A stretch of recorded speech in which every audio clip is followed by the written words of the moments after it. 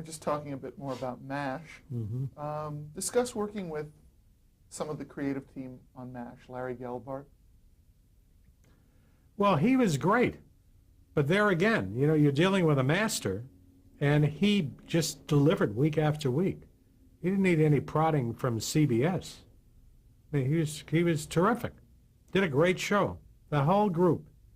There was a whole group of people. I mean, he gets most of the credit, but, you know, Gene Reynolds was very involved.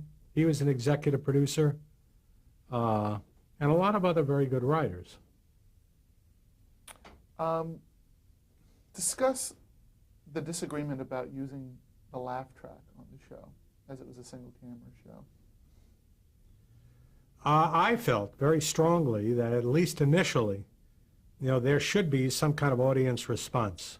I mean, you got to understand, this is back in the early 70s, and, you know, now there are a lot of shows on the air without laugh tracks, and they weren't then.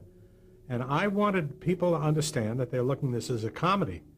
They're not doing a dark drama here. This is a comedy. And I didn't ask for a laugh track. I asked for a chuckle track, you know, which is just little chuckles. Just the, you know, the beginnings of laughs. I hate laugh tracks, you know, particularly when they're oversweetened. But I felt it was something that was very important, at least initially. You know, over a period of time, I said once it's established, you know, we can lose it. But there was a battle, but I ended up winning the battle because there was a little chuckle track on there, and I thought it worked very well. First of all, it was a funny show. It was a funny show, so to do it on a very selective basis and, you know, in a very subtle way, I mean, I really think it kind of added to the enjoyment of the show. Now, you had mentioned that the standards and practices people hadn't got much sleep because of the content in All in the Family. How did the content in MASH fly with your... Oh, I don't think it was nearly in the same league as All in the Family. Really? You know, there would be an occasional show, you know, where, I mean, the anti-war theme came across so strongly and so graphically, you know, but I think that was the exception rather than the rule. I think most of the notes on MASH had more to do with the sexual content. I mean, it was pretty rough, you know, for 8:30 at night, which is where the show played. So, but you know, when you're dealing with a show that's that good and that distinguished, you know, you bend over backwards to let the creators do what they want to do. I mean, these are adults, and they're very, very good. So. And I don't think there were many problems. What do you think the lasting appeal is of a show like MASH? I think the lasting appeal is you had great characters on the show. They really were memorable characters, and it was a very entertaining show. Now, which also happened to be about something, but I firmly believe that people tuned in because they wanted to be entertained by these people. Secondarily, you know, the message, you know, the anti-war message came through, but I don't think that's why people tuned into the show. They loved Hawkeye, they loved Trapper John, they loved Klinger walking around in the dresses, and Hot Lips and the Major, and these are really good characters. Great ensemble. I think it was truly the first great ensemble on television. Now, we've talked about some of the great people you worked with on the Norman Lear shows and on MASH. Talk a bit more about the creative team behind Mary Tyler Moore and Rhoda. Well, Brooks and Burns were the best at that style of comedy. I mean, they delivered such a smart show. It was so sophisticated. It was so funny. Characters were wonderful. You know, and they went on, particularly Jim, you know, to do such great things. You know, and you look at his, you know, his contributions to the movies, you know, in terms of endearment, broadcast news, and, man, he, truly a genius. I mean, there's a lot of Jim Brooks in The Simpsons. So, I mean, ultimately, the success of CBS during that period which is probably the biggest success in the history of broadcasting. I don't think there'll ever be a network before or after that can approximate what CBS was in the early 70s. I mean, they had it all. They had the numbers, they had the demographics, they had the shows, they had schedule diversity, but it's because of these people. It's Norman Lear, it's Jim Brooks and Alan Burns, it's Larry Gelbart, it's Quinn Martin. Sorry. It's Quinn Martin, Earl Hamner, who did the Waltons, Bly and Beard, who did Sonny and Cher. I mean, my God, what great people we had working on that schedule. And that's why it was such a big hit. You mentioned a couple of other shows we haven't touched on yet. First, let's talk about the Waltons. Where did the idea of that show come from? It came from a special that our specials unit did called The Homecoming. And we did it, I believe, that Henry Fonda was, I think he was in it, and was very successful. And we looked at the elements. I know Richard Thomas was in it. He said, we ought to develop some scripts based on this idea, just to have in our back pocket for scheduling. And we developed, my wife actually made that suggestion. So we developed 4 one-hour scripts, and they were great. Earl Hamner wrote all the scripts. And then we went into scheduling. Paley loved that show. I mean, he just thought it was the best show he's ever seen. And we set the schedule, and the last time period that we got to was 8 o'clock Thursday night, which was the bane of everybody's existence in those days, because you had ABC, I think, had the Mod Squad in there, and NBC had Flip Wilson, which was the #1 show in the country. I mean, Flip Wilson was hot as a pistol, and we were just dying in that time period, and we had nothing to put in there. No, in the past, we put stuff like Bearcats, real crap, Me and the Chimp, you name it, one dog worse than the other. And the subject of Homecoming came up.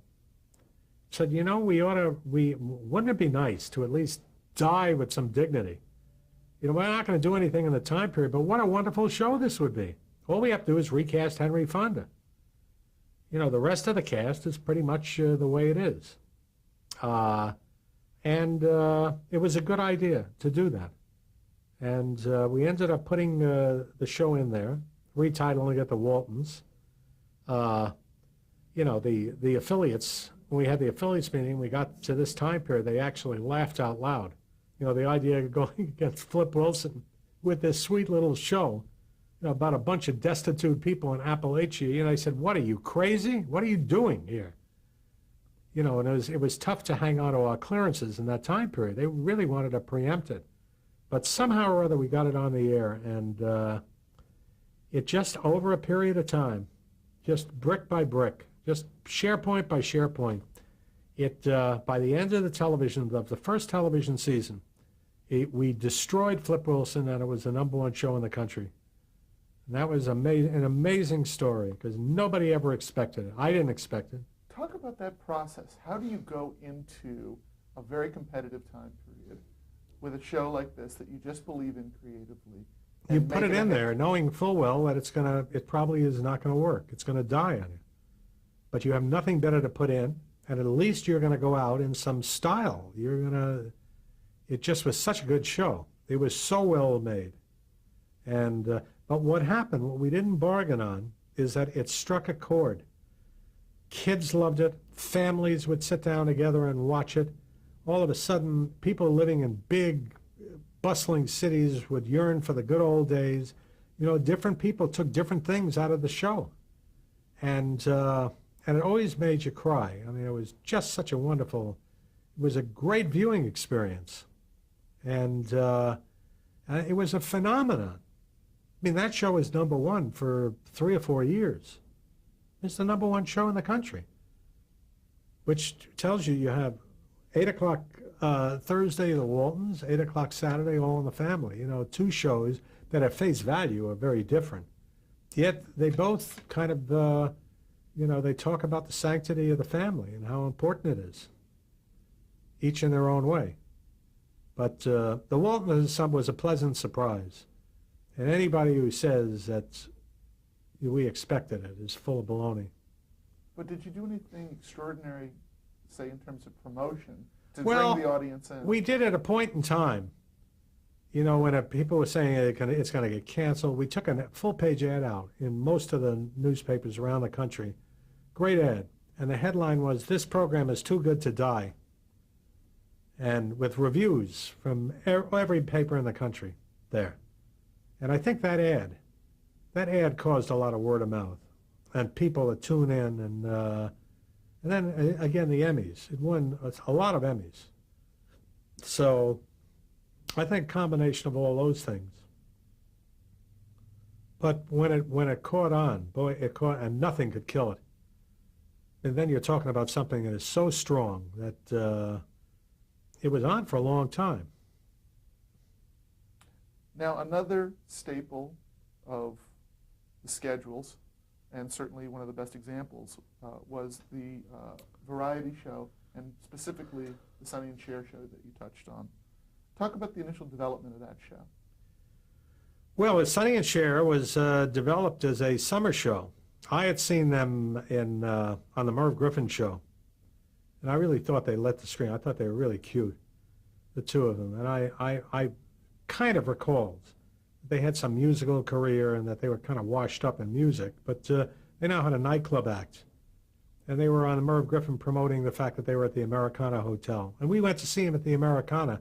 And on the basis of what I saw, where they developed a comedy act, in addition to the singing, you know, their act, you know, the banter where she's constantly hitting him over the head, you know, and he played the fool.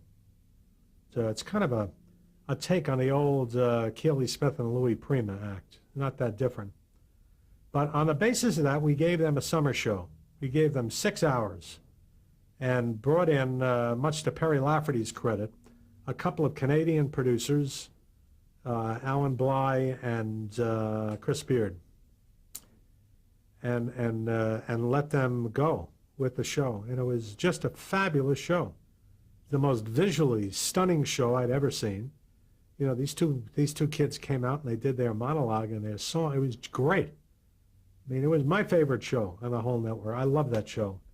And we put it on 8:30 Sunday night in the summer for 6 weeks, followed by the 6 lives of Henry VIII, 6 wives of Henry VIII. And it's an unlikely combination, you know, Henry VIII and Sonny and Cher. But it's the 2.5 hours really did well as a unit. And we brought it back. We brought it back as soon as we could. We brought it back in late in the fall. And I think first it played on Monday night, late Monday. You know, it replaced some show that didn't work there. And it did very, very well. And then we figured we were wasting it on Monday because it really had a lot of young people's appeal. And we moved it to Wednesday at 8 o'clock, where it was in the top 10. Then for a short period, you know, I guess I was feeling my oats. I said, well, let's use it as a weapon on Friday, and that didn't work, and we moved it very quickly back to Wednesday, and where it immediately went back into the top 10. And about 3 years in, and they were really, they hadn't yet hit their stride. You know, the show came to an end because they got divorced, you know, which was a real heartbreaker. You know, on several levels. Number one, you know, I hated to see him get divorced, but we lost a very, very big show. Then she came back, and she went solo, as did he. He went on ABC with the Sonny Show, which lasted about 1.5 minutes, and she did the Cher Show, which lasted, I believe, 2 seasons, or a season and a half. And then I was no longer at CBS, but they brought them back after they were divorced, and that just didn't work. So, but the Sonny and Cher Show, in its heyday, I thought was a signature variety show. I mean, it was just, no show had ever been mounted like that before. It was just beautiful. It had animation in it, which I believe was a first. It was a lot of fun. The music was great. And just when you looked at the whole package, it was really a good show. and a monumental hit. And that did so much for the image of CBS, to be able to put a new cutting-edge variety show on the air. That, because, the Waltons and All in the Family are great, but a show like this was so smart. And I don't think we ever approached that again with another show. We tried. Bly and Beard did a show at the Hudson Brothers that for the summer, and which was very well produced, but it just didn't have the legs. Now let's talk a bit about, you've touched on a few of the names of some of the other people that were at CBS at the time. We've talked about William Paley. Let's, if you would spend a bit of time talking about Frank Stanton. Well, Frank Stanton, I didn't see that much of Frank Stanton. Occasionally he would come into the programming meetings, but that was basically Paley's domain. I think Frank Stanton was mostly concerned with the corporate entity, CBS, its relationship with Washington, with the FCC, keeping our licenses. He was very involved in the day-to-day running of CBS News. I believe that the head of CBS News reported directly to him. But he pretty well stayed away from the entertainment sector, and was quite distant. I mean, I just had very little contact with him. You've mentioned Perry Lafferty's name a number of times. Talk a bit about him. Well, Perry, before Mike Dan appointed him as the head of the West Coast, was a director, dramatic director, a variety director. He produced variety shows. His last gig before taking the CBS job was the producer of the Danny Kaye Show. Was a producer for many years out here. It was very well regarded. I mean, it was great to have somebody out here like that, because the community really respected him. And he came from their ranks, which is also very important. Was politically very savvy. Knew how to get along with the people at CBS.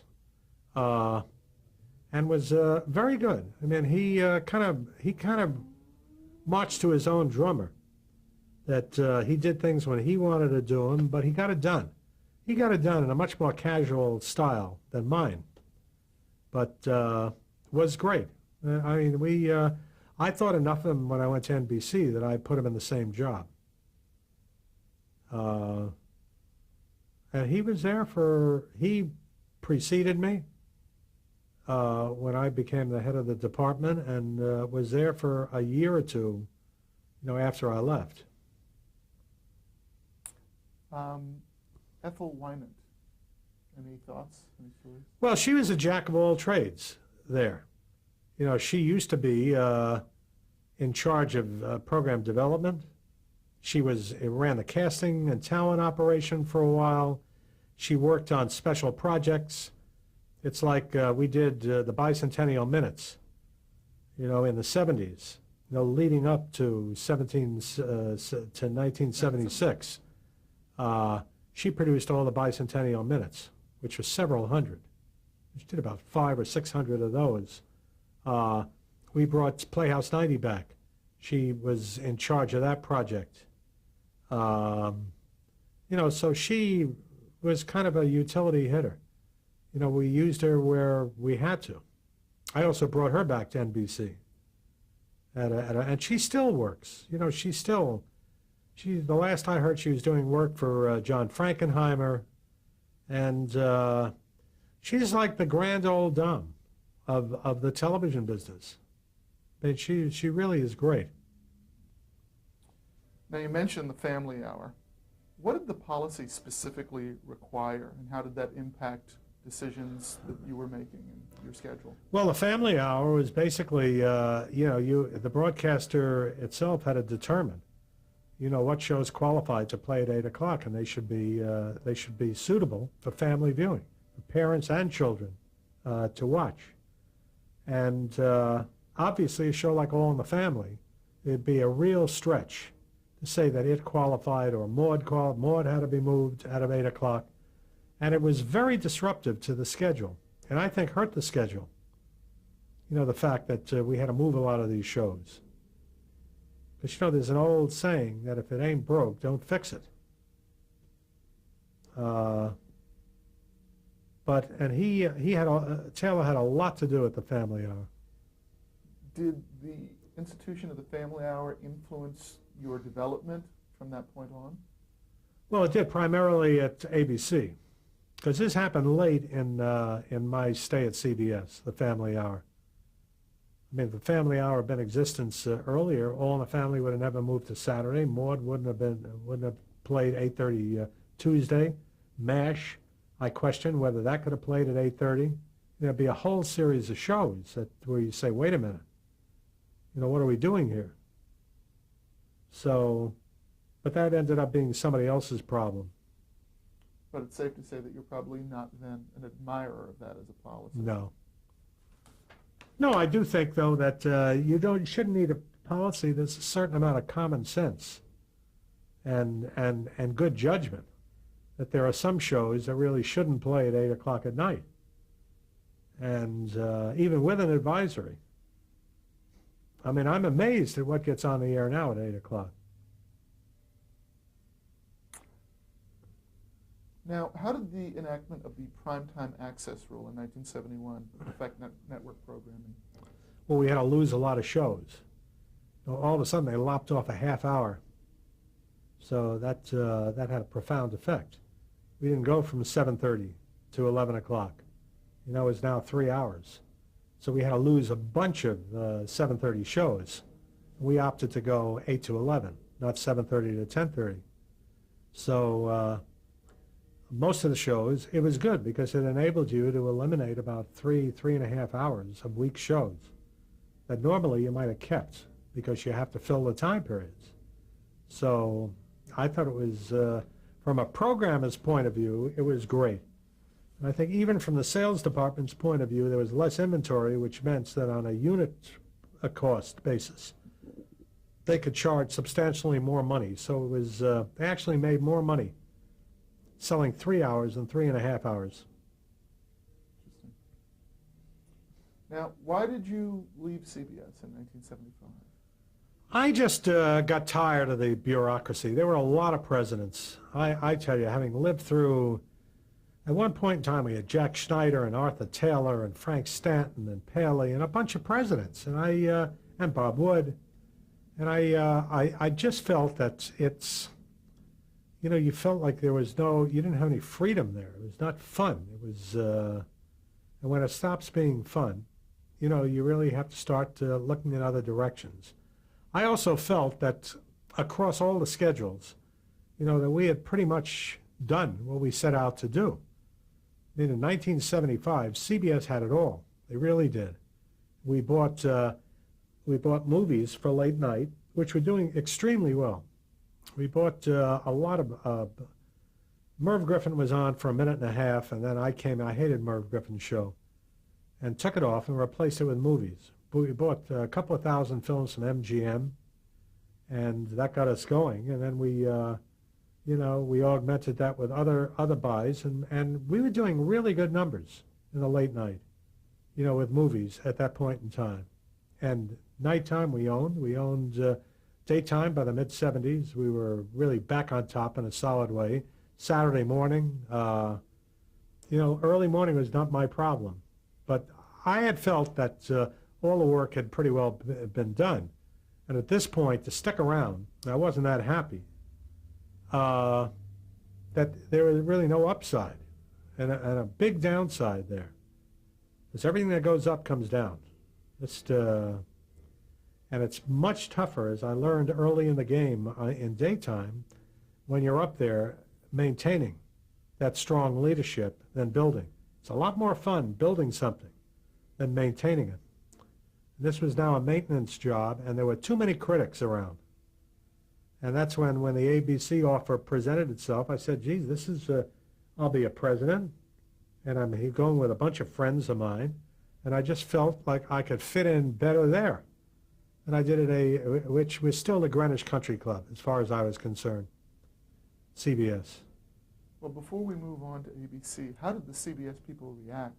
Well, I think I think Bob Wood was genuinely surprised and sad. I don't know about the other people. I think Schneider thought I was a wacko. I forget which president was there at that point. I don't know whether Arthur Taylor was still there, and I think Paley was sad. You know, I had a very good relationship with Paley. And I had a good relationship, very good, with Wood. It was everybody in between Paley and Wood that I just found very, very disruptive. Now talk about how the job came about at ABC. I went to the 21 with my wife one night, and we were kind of standing at the bar waiting for the table. And Freddie Pierce came in. And I don't know, we got to talking and everything, and one thing led to another, and he said, you ought to come over here. And I said, well, we ought to talk more. And we had a couple of conversations, and I made the deal. It really was that simple. I'd known Fred for years. I knew him when I interviewed him for my thesis. Back in the late 50s, he was in charge of the research department over in A&P on Broadway and 68th Street. I mean, that's how far we went back. So, and he was now the president of the ABC Television. And I think he was unhappy with what he had going over there, and he thought it would be great if I could come over there. So that's it. Basically was as simple as that. And I missed Bob Wood, and I missed a lot of my staff members. I mean, I got very close to the people that I work with, both East and West Coast, and because we had a hell of a run. But my number one guy, Lee Curlin, ended up getting appointed the head of the entertainment division. Or at that point, it was still vice president of programs. So, I felt good for him. And he was a guy that I leaned on very heavily. There were two people in the department, Lee and Harvey Shepard, who was kind of came from research department and was my scheduler, and I wouldn't go to the bathroom without checking with them. I mean, we were very close, and I always worked that way, having somebody with a research kind of mentality, which kind of complements me.